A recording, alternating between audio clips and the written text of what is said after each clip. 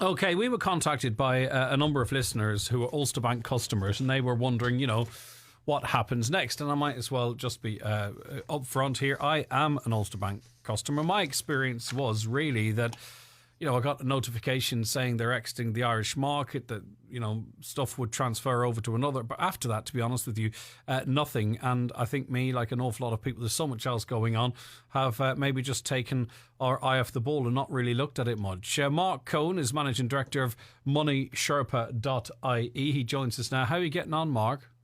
I'm getting on grand. And yourself? I'm doing well, and it's good to have you with us. Right, people have been texting in their questions. We'll get to some of them.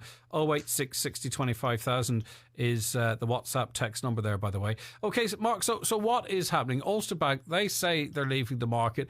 If you do nothing as a mortgage current account holder, for example, what happens next and when? Yeah, there's two different scenarios actually. So if you're in for your current account or your savings account, and there's actually Ulster have 1 million savings and current accounts in the market and about 500,000 customers. And obviously in the border regions, there's a higher concentration of customers. So an awful lot of people are with Ulster Bank. Then you do actually have to take action. So any day now, the notices of the account closures will be dropping through people's doors. Ulster Bank announced originally in their original note that they would get those out by the end of March. Mm-hmm. So we're almost at the end of March, and that'll give you 6 months to transfer to another bank. And if you don't transfer, they'll simply send you a check. Right. So they're not transferring any of their business to another operator. Not with the current accounts or the savings accounts. Okay. Now, as I say, with mortgages, it is different. With mortgages, there is a deal being done with Permanent TSB, which means your mortgage, it looks like, will transfer to Permanent TSB. However, the one thing that I would say is Permanent TSB have some of the highest mortgage rates in the market. And although if you're in a fixed term, they have to honour the fixed term. After that, then potentially there could be rises. So it's probably wise for people to look at the mortgages as well. Yeah, but that scares a lot of people, Mark. Especially, I think, those of us who maybe struggled, during the recession or even since, maybe some missed payments. They might feel that they're not attractive customers for shopping around, for example. Yeah, so I mean, to take the mortgages side, there is a great deal of interest at the moment from other mortgage providers. Some new ones that have entered the market. Avant Money actually are offering a 1,500 for Ulster and KBC, because KBC are also leaving the Irish market, unfortunately. They're offering 1,500 if for anybody who switches and gets the paperwork in before the end of March. So that's next Thursday, I think it is. And their rates, though, if you are eligible to switch, the average saving on a mortgage switch is around 20,000. So I actually quickly, because I knew I was coming on this morning, I had a quick look at an Ulster Bank customer. So Ulster's rates on mortgages are 3.5% to 3.9%. Unless you've got a tracker mortgage. And if you've got a tracker mortgage, just let Permanent TSB take it. They can't touch it. But if you're on a standard mortgage, then you're with 3.5% to 3.9%, while Avant are 1.95%. So if you've got 150,000 loan and say your house is worth 225, which are typical numbers outside of Dublin, then you'd save €106 a month. So over 15 years, that's 19,000. So that's why I say it's my language. This might be the kick up the bum that some people might need to actually save a few quid. Well, with the current energy costs going through the roof, we're seeing switching going right up right now. So it could be a good thing in that sense. Okay. Yeah. I just want to focus again, if you don't mind, though, on those that. You would be familiar with the fact that, say, for instance, in Donegal, we have the lowest disposable income in the country. I don't know if that equates to maybe more missed payments or what have you. So when you're looking towards the likes of Avant, okay, what does your payment history have to be like? Because I just have this fear that those maybe that are struggling the most could find themselves with a mortgage provider paying some of the highest interest rates, in the country, and they're the ones that perhaps need to be saving money the most. So when a mortgage company looks at you as in terms of taking you on as a customer, what's the situation there? Yeah, and it's different. You're absolutely right. But it is different for different providers. So to be frank, Avant are the pickiest. They've got the lowest rates and they're the choosiest. So they really look for people with a really clean bill of health. I mean, how the good far news. back do they look? Sorry, Mark. Or can Yeah, they? well, there's two things. They can look. They use the central bank credit register, so they can look back quite a way on your current mortgage. But in terms of your bank account, they're only looking for 6 month statements. So two different things. So in terms of your missed payments, that's longer, but in terms of your bank account, that's only 6 months. But some of the other providers in the market, which are still a lot cheaper than Ulster Bank would be, and Permanent TSB certainly would be, the Finance Island and ICS are the two I'm thinking of. They're much more flexible in their approaches, and Finance Island in particular are flexible. Now, you're paying slightly more than you would with Avant, but you're still saving a lot over what you would be saving with Ulster Bank or Permanent TSB. How expensive and how long does it take to switch your mortgage? A ballpark? Yeah, so it's in terms of the price, and that's why a couple of the providers offer a once-off fee. So there's two expenses essentially. You do need to get a solicitor involved because they basically act on your behalf and check the loan terms. And so legally, nobody can switch you without a solicitor. Now, solicitors' fees range between about 1,200 and 2,000 for a switch. They're lower than if you're buying a new mortgage. We actually have a deal with the people who work with us for 1,200 capped, including that. So I know that's the cheapest on the market. So that's kind of about what you're looking at. And then the other fee is quite a lot smaller, which is the valuation fee. So the new bank wants to check the value of your property. So at that point, they will send out a valuer, and that's about €180 usually. So all in about 1,400. But you're probably going to save, the average saving is actually in around 10,000. And if you do take up that Avant offer, then that's 1,500, which basically that's why it's that it covers the fees basically. Yeah. Do you advise people, like, I don't know, say for instance using Avant as an example, if that's a variable rate that they charge, maybe the fixed rate is a bit higher. If people are switching, should they with interest rates looking like they may rise, should they stick on a variable, or would they be better off? I don't know what Avant's fixed rate is, maybe off the top of your head. If they could lock it in for 5 years, should they be doing that? So at least in terms of outlays, there is some certainty in one significant payment. Yeah, that's a great question. So the Irish market, very simply, the fixed rates are much lower than the variables. So irrespective of what was happening with potential interest rate rises, you're better off fixing. Now, if I was a betting man, then I'd say interest rates are going to rise. So fixing is the right thing to do. So these new customer deals are all fixed rates. So the Avant one is 1.95% for up to 7 years. You can even fix for 30 years with some of these deals in the market, which is almost like taking out an insurance policy. So your repayments will never go above a certain rate, and you can fix them for the duration. And I mean, there's something attractive about that, because you could never get that, say, for instance, in the rental market. You could never have that sort of level of certainty looking at 3 decades. Well, we actually did a study recently on the difference between the two that showed right across the country. And unfortunately, I don't have the number for Donegal in front of me, but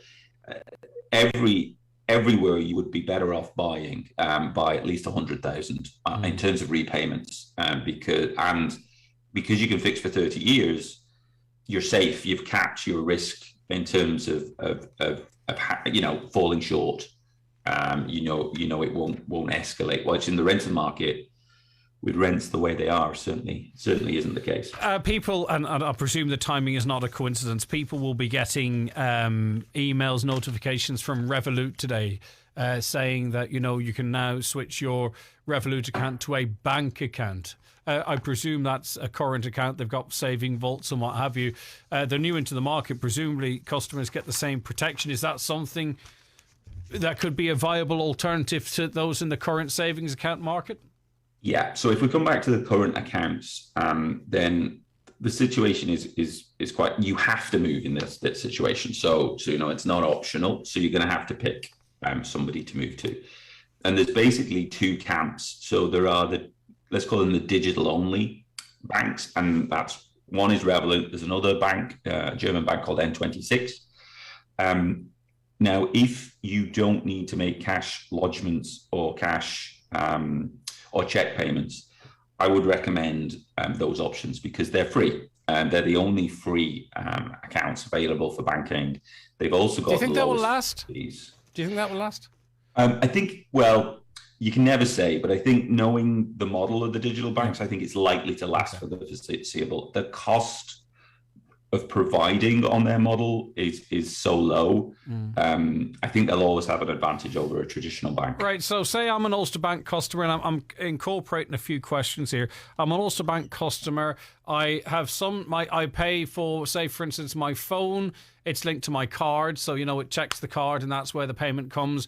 Elsewhere, I've got a few direct debits that are done the other way. If I'm switching, how do I get all of that stuff over to my new account? Yeah.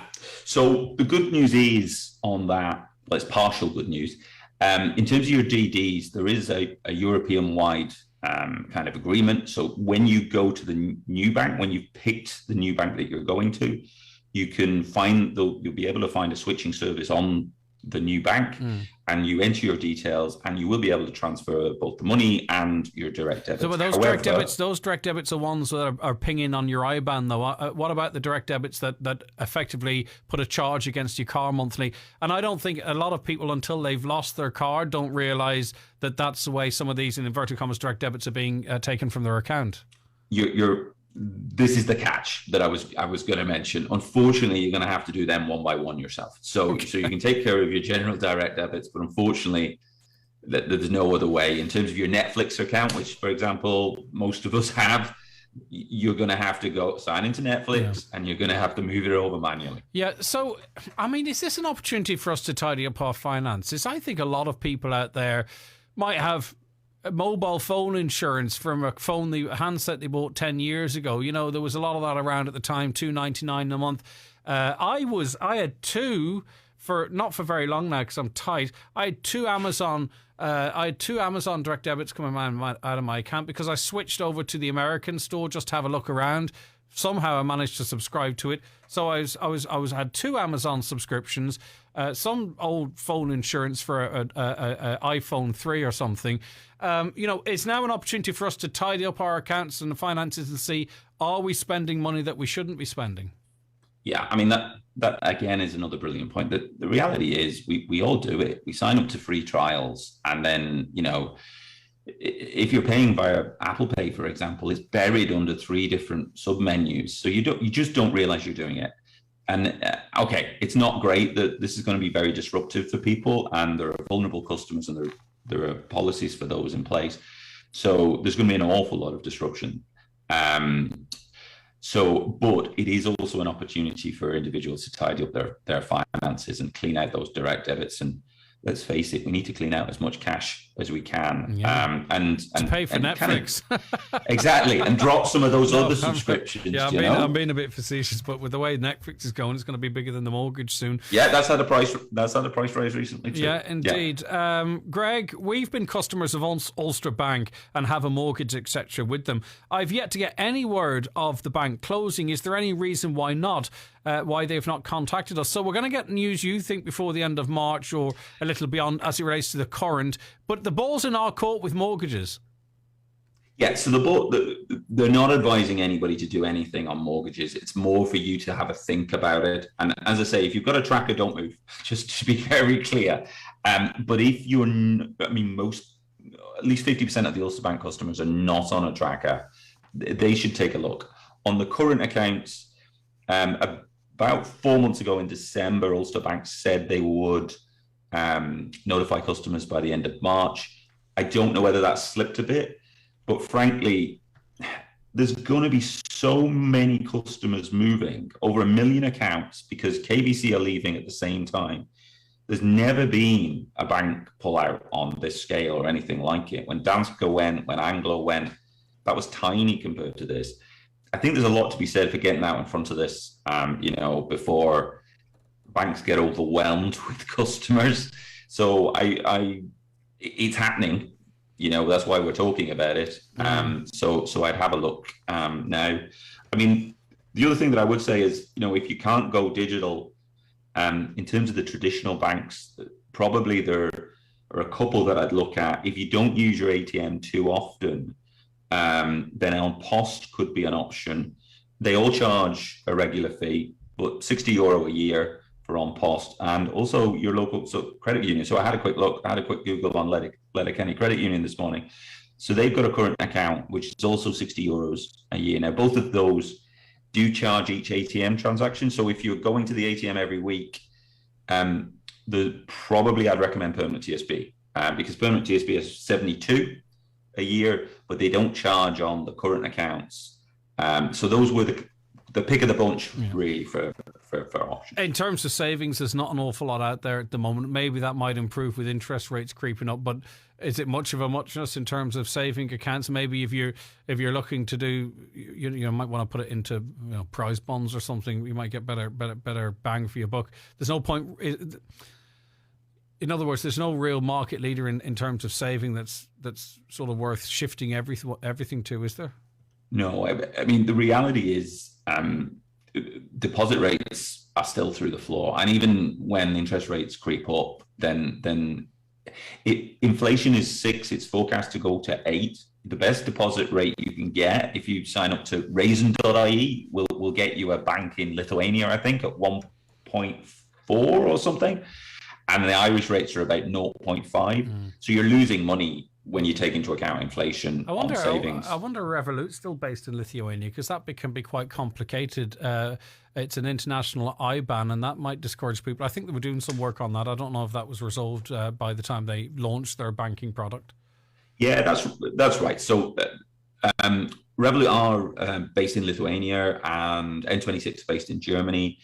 EU IBANs should work under SEPA. Every company was meant to upgrade their system almost a decade ago.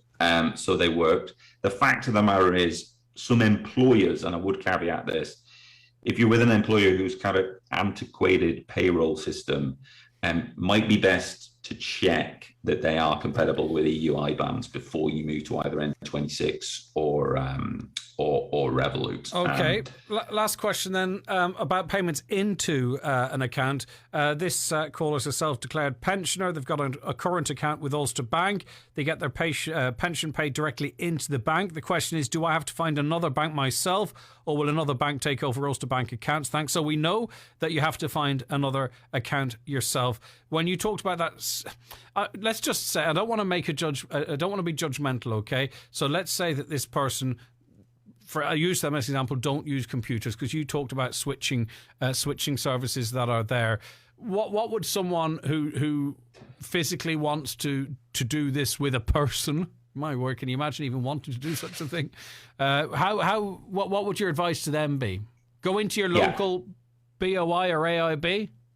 Yeah, so basically under the same legislation that makes the switching service have to be on the sites, also there has to be a physical switching pack made available by Irish banks. So my recommendation would be, based on the rates, you'd look at your local credit union, so Letterkenny Credit Union, or if you're in Letterkenny, obviously, or En Post, obviously your local post office, and they should be able to you fill in the form physically, and they are meant to help you with that form. Yeah, and they will. It's in their will. interest, not maybe if it's not in their financial interest, certainly into the customer relations community sort of interest. So finally, there are other services available, of course, but the likes of moneysherpa.ie, I looked on your website there, and one of the top bars is, look at changing your mortgage now. And in fairness to you, and thanks to so much of your time, what does Money Sherpa do that we can't do ourselves, or makes it easier rather than doing it ourselves? Yeah, well, as we discussed earlier on, different lenders have different policies in terms of credit. And basically, if you engage a broker like us, then we'll look at all the lenders, the one that suits you. And a broker gets paid the same by every lender. So it's really in a broker's interest. Well, it's 1%. It's 1%. Right. Okay. We're very open about it. All right, okay. So I was being cheeky for the crack. Okay. It's 1% of the loan. Yeah. So everybody gets paid the same. So basically, it's in our interest to find people whatever's the best deal and whoever's going to write the deal. Yeah. So that's how we work. Some people charge, some people don't. So if you're switching, we're free. So that's my little advert. Yeah. Okay. Right. Listen, thanks for your time, Mark, by the way, and explaining it all so clearly to us. So what are our takeaways then? Should we finish saying that, don't dilly-dally, get on it as soon as possible. There'll be a rush. A lot of people like me in terms of your current savings account, and then you have to make your own decision as it relates to the mortgage, whether you want to just merge into the new outfit, not the new outfit, but, the new providers, or if you want to shop around. I think we need to all use this opportunity to either have a reality check about saving money or where we are financially, and then maybe even make life changes to try and shore ourselves up for the future. But it's been a pleasure speaking to you. Thank you. Thank you. All right, take care of yourself. So hopefully that was you.